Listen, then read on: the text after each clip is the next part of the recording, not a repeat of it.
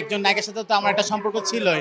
আমি আরো ২টা ছবি করতে চাই। ২টা ছবির পরে বিয়ের প্ল্যান করতে চাই। পরি, ফারিয়া এরা আমার বর্তমানে বেশ পছন্দের। ভাল লাগছে। আমার সাথে নীরব হোসেন, অন্তু করিম ওরাও চিফ গেস্ট হিসেবে ছিল।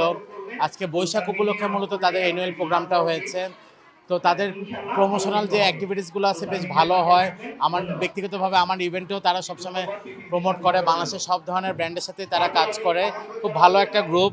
তো আমার ভালো লাগছে আজকে প্রোগ্রামটা এসে। প্রায় ৮-৯ বছরের গ্যাপ পড়ে গেছে। এই মাসের মানে সামনের মাসের ৯ তারিখে ইনশাল্লাহ একটা ডিক্লারেশন আসবে। শুধু একটা ছবির না, একসাথে আমরা বেশ কয়েকজন ডিরেক্টররা মিলে কয়েকটা ছবি করছি, ওটা ডিক্লারেশন আসবে। আর মানে আমার পরিচিত হয়তো সিনেমা দিয়ে পাওয়া, কিন্তু আমার ইভেন্টস বা এজেন্সির বিজনেসটা আমার আগে থেকেই ছিল।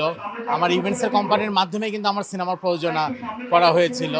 তো যেহেতু মানে অন্য জিনিসগুলো মানুষ অত জানে না, তো এই জন্য জানতো না, সিনেমার মাধ্যমে জানতে পেরেছে। ইনশাল্লাহ এবছর আবার সিনেমায় ব্যাক করবো। সাকিবের সাথে সিনেমা না হলেও এই মানে সামনের মাসের ১৬ তারিখ আমি মালয়েশিয়া যাচ্ছি।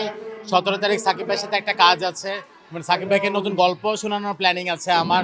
যদি ব্যাটে বলে মিলে ইনশাল্লাহ তাকে নিয়েও করা হতে পারে। তার যদি চরিত্রের সাথে তাকে মানানসই হয়, তার ক্যারেক্টারের সাথে হয়, তো কেন না।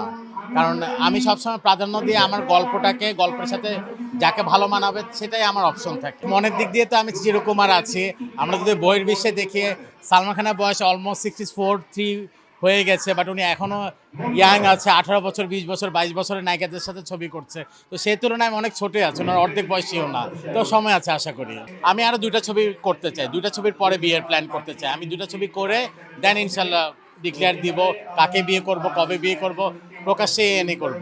মানে আমি আসলে আমার কাজগুলোতে যখন যে কাজটা থাকে সেটা ব্র্যান্ডিং হতে পারে, ওপেনিং হতে পারে। আমি তো অনেক থিম বেজে অনেক কাজ করি। তো আমার থিমের সাথে যে নায়িকাটা যায় আমি সবসময় সেই সিলেকশনটাই করি। আমি কখনো ভুল সিলেকশনটা করি না, কারণ ভুল সিলেকশন করলে আসলে তার থেকেও আমি বেস্ট আউটপুটটা পাবো না, আর আমিও তাকে বেস্ট আউটপুটটা দিতে পারবো না। তো এই জন্য আমার সিলেকশনের কারণে আজ অব্দি কোনো নায়িকার সাথে আমার মানে যার থেকে যেটা চেয়েছি সেটাই 100% পেয়েছি। সবাই আমাকে বেস্টটাই দিয়েছে। তো কাউকে আমি কম বেশি বলতে পারবো না, সবাই যার জায়গায় সেরা। আরাম যদি বলতে চাই, রিসেন্ট আমার পরীর সাথে অনেক বেশি কাজ করা হয়েছে। তো ওর মতন একটা গুড সোল আমি খুব কম দেখেছি আমাদের ইন্ডাস্ট্রিতে। ওর মন আসলে অনেক বড়, অনেক সাপোর্টিভও। অনেকে হয়তো অনেক কিছুই বলে। এছাড়া ফারিয়ার সাথেও আমার কাজ করে খুবই মানে ভালো লেগেছে। ও মানে বাংলাদেশে একটা ইন্টারন্যাশনাল মানের এরকম একটা, নুসরাত ফারিয়ার কথা বলছি, মানে বাংলাদেশে এত ইন্টারন্যাশনাল মানের একজন তারকাও, মানে ওর সাথে কাজ না করলে আমি বুঝতাম না। কারণ আমি বাইরে অনেক কাজ করেছি, ওদের প্রফেশনালিজমটা আমার অনেক জানা আছে, যেটা আমি এখানে অনেকের মাধ্যমে পাই নাই। কিন্তু ফারিয়ার সাথে কাজ করে দেখলাম যে না, সেও অনেক শিক্ষিত, অনেক প্রফেশনালিজমটা খুব ভালো জানে।